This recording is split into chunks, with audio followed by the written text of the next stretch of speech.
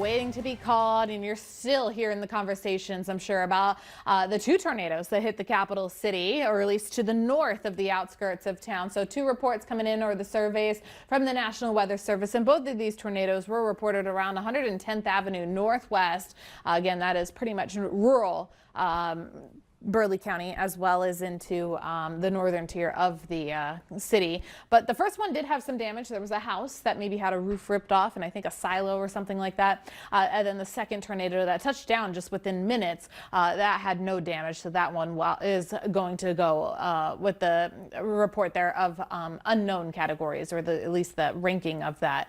9 confirmed tornadoes. I think that's where we're standing now. The first one was over in Morton County around 7:45. Little bit of a break, but of course the severe aspect continued. And then once we go towards the sunset time frame, nighttime tornadoes are just that much harder, or just that much they're not any safer. They're actually more dangerous because you can't see them.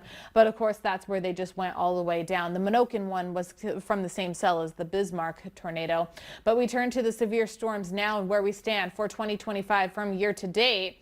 Well, 133 warnings. That is definitely now above where we were last year, but not necessarily near where we still have seen the most warnings, which still dates back to 2007. 2005, I believe, are the top 2 that we have been following.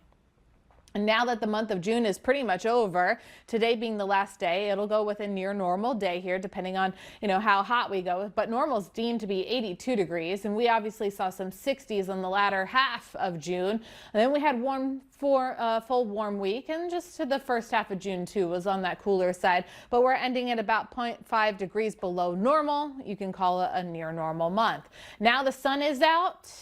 The cumulus clouds are out, and I don't think we're going to see many more clouds, just because now we have a high pressure in the area. And so that's going to still account for the movement in our region. That's why we're gusty today. So sustained winds at around 20 miles per hour, gusts occasionally 25 to 30. No surprise there. Then once we go into the overnight hours, we'll see those winds really diminish down.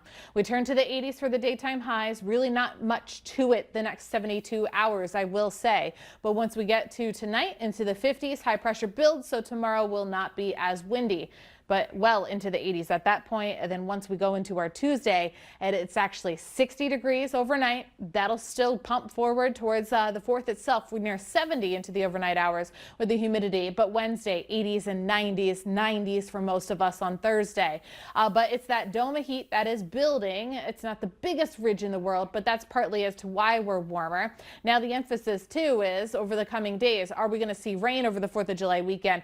Yes. But Sarah, is it going to be a washout? As of now, no. But you can pretty much bank at some point anywhere where you're in North Dakota to see some rain either Thursday, Friday, and probably Saturday too.